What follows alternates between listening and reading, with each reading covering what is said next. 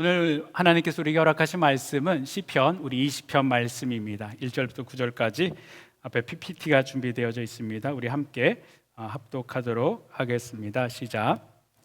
환난 날에 여호와께서 내게 응답하시고 야곱의 하나님의 이름이 너를 높이 드시며 성소에서 너를 도와주시고 시온에서 너를 붙드시며 내 모든 소재를 기억하시며 내 번제를 받으시기를 원하노라. 내 마음의 소원대로 허락하시고 내 모든 도모를 이루시기를 원하노라. 우리가 너의 승리로 인하여 개가를 부르며 우리 하나님의 이름으로 우리의 길을 세우리니 여호와께서 내 모든 기도를 이루시기를 원하노라. 여호와께서 자기에게 속한 바 기름 부음 받은 자를 구원하실 줄 이제 내가 아노니 그 오른손의 구원의 힘으로 그 거룩한 하늘에서 저에게 응낙하시리로다. 혹은 병거 혹은 말을 의지하나 우리는 여호와 우리 하나님의 이름을 자랑하리로다. 저희는 굽어 엎드러지고 우리는 일어나 바로 서도다. 여호와여 구원하소서. 우리가 부를 때에 왕은 응낙하소서. 아멘. 사람은 누구나 다 어려운 일들을 만납니다. 그러나 여러분, 이 어려운 일을 만날 때 그 일에 대처하는 모습들은 사람마다 다 다릅니다. 오늘 이 시편에도 어려운 문제 앞에 있는 시인을 발견할 수가 있습니다. 오늘 시편 20편은 다윗이 저자입니다. 본문 1절의 다윗은 환난의 날에 여호와를 찾았습니다. 다윗이 말하는 이 환난의 날은 전체 문맥을 통해서 전쟁임을 우리가 알 수 있습니다. 여러분, 다윗의 삶에는 수많은 전쟁들이 있었습니다. 그리고 다윗은 전쟁에서 항상 승리하였습니다. 그런데 아무리 전쟁에 능한 다윗이라고 하더라도요, 수많은 사람들의 목숨을 건 그런 전쟁 앞에서는 그는 항상 두려움이 있었습니다. 시편 20편은 사무엘하 10장의 내용을 배경으로 두고 있다라고 성경학자들은 많이 이야기합니다. 다윗 왕 때 이웃 나라인 암몬의 나하스 왕이 죽고 그의 아들 한눈이 암몬의 새 왕이 되었습니다. 다윗은 평소에 잘 알고 있던 암몬 왕 나하스의 죽음에 대한 소식을 듣고 자신의 신하들을 그에게 조문단으로 보냅니다. 그런데 이렇게 새롭게 된 왕 그 나하스의 아들 한눈은 다윗이 보낸 이 조문객들을 그냥 조문객으로 생각하지 않고요, 자신들의 왕국을 정탐하고 또 함락시키기 위하여서 다윗이 보낸 정탐꾼으로 오해를 하였습니다. 그래서 암몬 왕 한눈은 다윗의 왕이 보낸 조문객들의 수염을 반으로 잘랐습니다. 그리고 그들이 입고 온 옷을 엉덩이가 다 보이도록 잘랐습니다. 수염을 자르고 엉덩이가 보이게 한 채로 이스라엘로 그들을 돌려보냈습니다. 굉장히 수치심을 준 것이죠. 이 사실을 알게 된 다윗 왕은 자신의 신하들이 수염이 다 자라기까지 그냥 들어오지 말고 여리고에 머물게 하고 수염이 다 자란 후에 돌아오도록 하였습니다. 그런데 이제 암몬 왕이 이 일을 저지르고 나서요, 그들이 다윗의 비위를 거슬렸다라는 것을 깨닫습니다. 그리고 분명 전쟁이 날 것으로 생각을 했습니다. 그래서 이 암몬 왕은 아람에 사람을 보내어 약 3만 3천 명의 아람 군대를 모집하여서 암몬과 아랍 연합 군대를 형성하고 이스라엘과 전쟁을 준비합니다. 이러한 사실을 알게 된 다윗은 이제 그의 요압 장군에게 용사들을 다 동원하게 해서 아랍 군대와 싸울 채비를 하게 되었습니다. 전쟁은 어느 한쪽에만 위기의식을 느끼게 하는 것이 아닙니다. 전쟁을 치르는 양쪽 모두가 여러분 두려움을 느낄 수밖에 없습니다. 오늘 이 시편과 또 시편의 배경이 되는 사건에는 이 두려움을 반응하는 서로 다른 모습을 발견할 수 있습니다. 오늘 보면 7절에 다윗은 이렇게 이야기합니다. 현대인의 성경으로 읽어드리겠습니다. 어떤 나라들은 군대와 그 무기를 자랑하나 여호와여, 우리는 여호와 우리 하나님의 이름을 자랑하노라. 암몬 왕 한눈은 그들의 한 행동으로 인하여서 이스라엘과 전쟁을 피할 수 없다라고 생각을 했습니다. 이제 전쟁을 치른다라는 것이죠. 그런데 그들과 싸워야 될 대상이 바로 전쟁에 능한 다윗의 군대다라는 것입니다.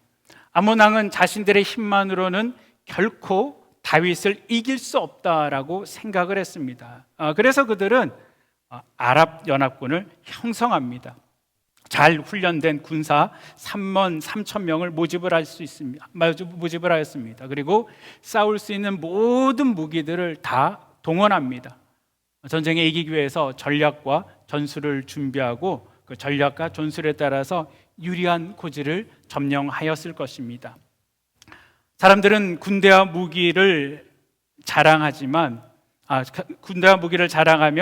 이들은 전쟁에서 승리를 확신하였을 것입니다. 그런데 여러분, 이스라엘은 군대와 무기를 자랑하는 것이 아니고 여호와의 이름을 자랑합니다. 여기서 여호와의 이름을 자랑한다라는 것은 이스라엘 백성들과 언약을 맺으신 전능하신 하나님의 이름을 기억하고 그 하나님의 이름을 부르고 그 하나님의 이름을 붙든다라는 것입니다. 쉽게 이야기하면 하나님을 의지한다라는 것입니다.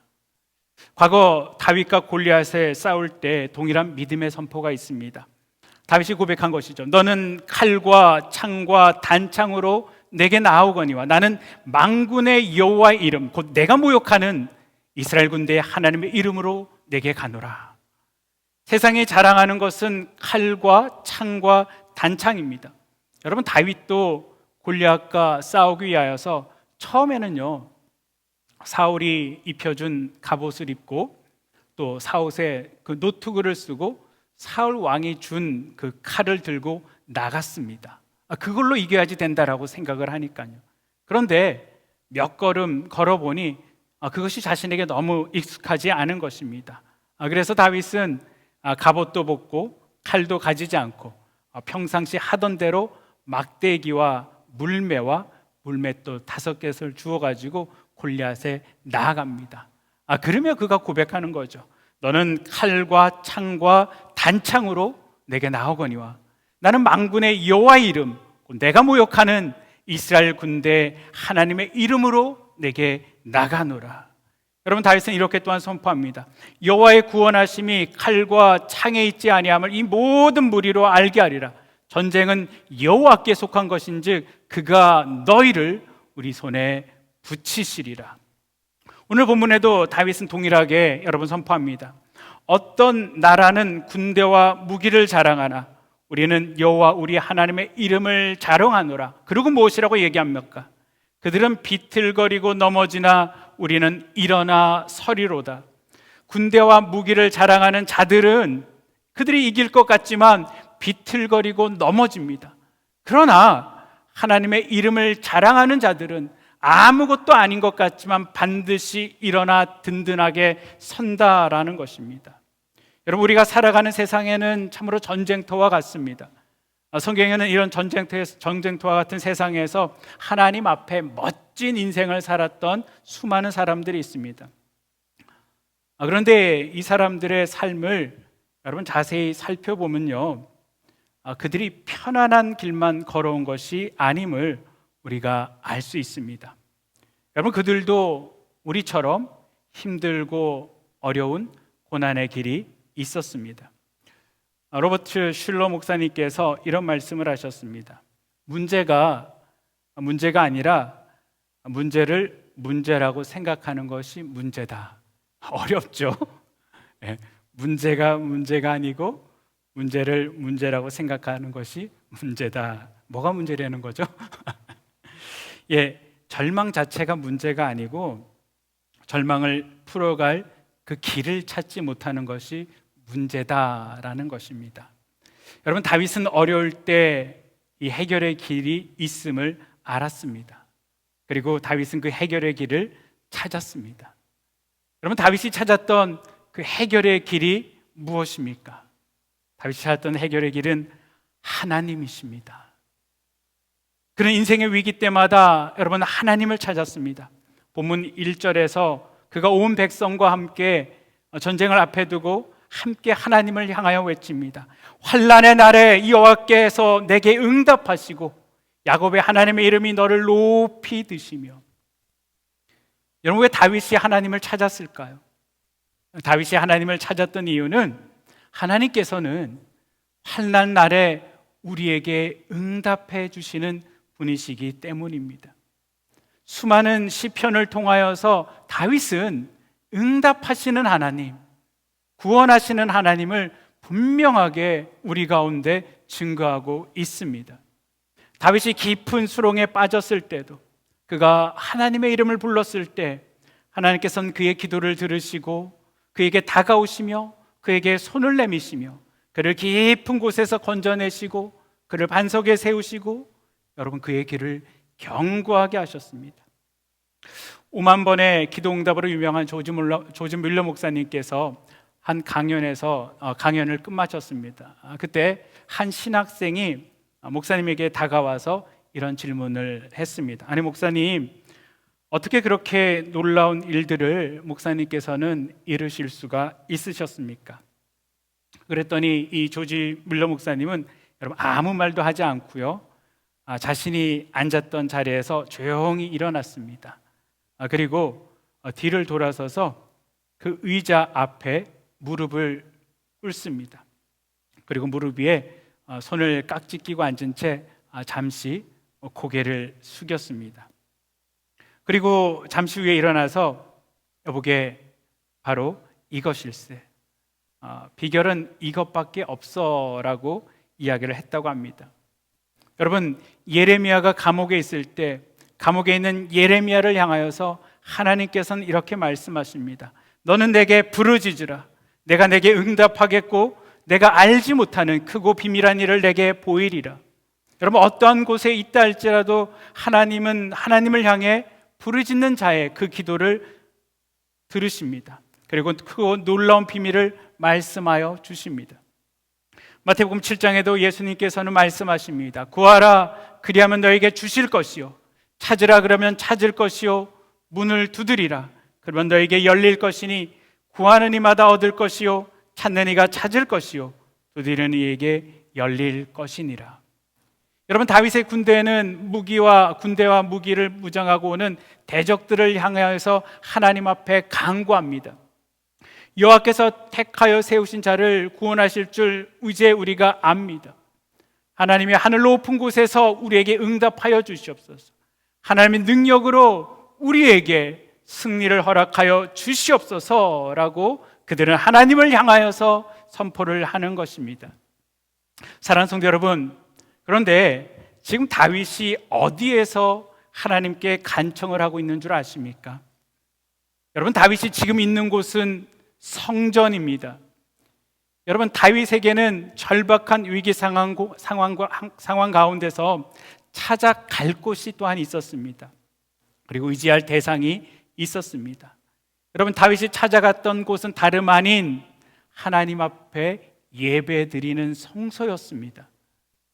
그리고 그곳에서 다윗을 기다리는 분은 그를 도와주시고 그에게 승리를 주시는 하나님이십니다.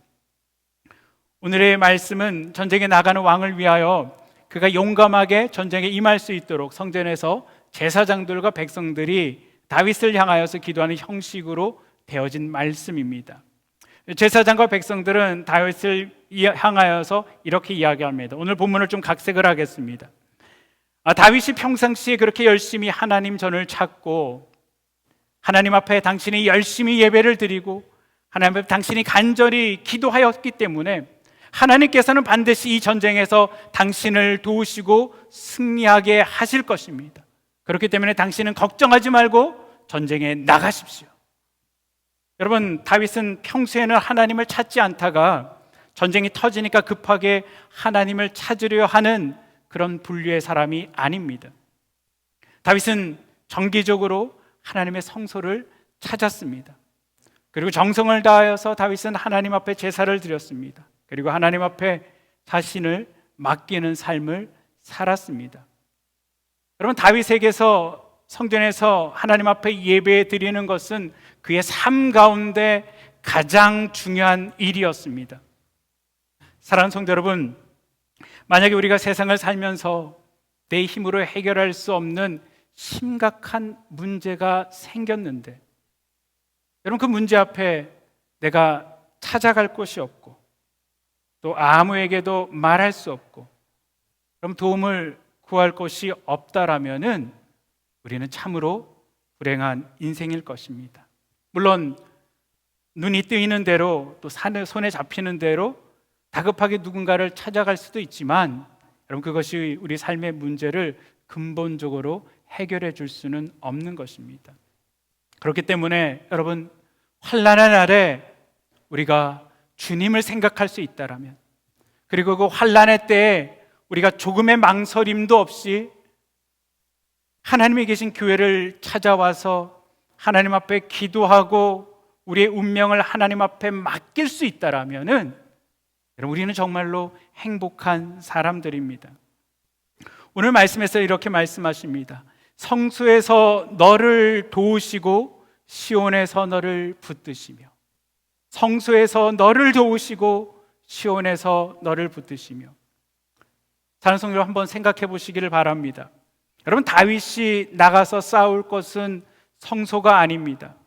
다윗이 싸울 것은 바깥 세상입니다. 그런데 하나님께서 성소에서 그를 도와주신다라고 말씀하십니다. 여러분 이것이 무슨 뜻일까요?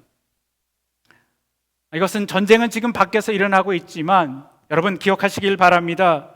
전쟁의 승패는 성소에서 결정된다라는 것입니다. 하나님 앞에 어떻게 예배드리냐가 우리의 삶의 성패를 좌지우지한다라는 것입니다. 출애굽기 17장에 보면은 이스라엘과 아말렉의 전쟁이 나옵니다. 이 아말렉과의 전쟁은 이스라엘이 경험하는 최초의 전쟁입니다. 그런데 그날 모세가 세운 전략은 좀 특이합니다. 여호수아에게 군사들을 모아서 나가서 아말렉과 싸우게 하였습니다. 그리고 모세는 이상하게도 아론과 훌을 데리고 전쟁터가 보이는 산 꼭대기에 올라섰습니다. 여러분 근데 신기한 것은요, 모세가 하늘을 향하여서 손을 높이 올리면은 여러분 전쟁은 이스라엘이 유리한 방향으로 흘러갑니다. 그러다 모세의 힘이 들어서 손을 내리게 되어지면은 여러분 전쟁의 양상은 바뀌게 됩니다. 여러분 여기서 우리 깨달은 것은 무엇일까요? 물론 전쟁은 산 아래 전쟁터에서 이루어지지만 전쟁의 승패는 거룩한 성소에서 결정된다라는 것입니다. 사랑하는 성도 여러분, 그렇기 때문에 우리의 삶이 교회 중심, 예배 중심이 되어야지 되는 이유가 바로 여기에 있습니다. 여러분 우리가 예수님을 믿은 후 교회에 나와서 예배를 드리는 시간들이 과연 얼마나 될까요? 전체 우리의 삶을 비교할 때 여러분 그 시간은 그렇게 길지가 않을 것입니다. 근데 여러분 한번 생각해 보시길 바랍니다.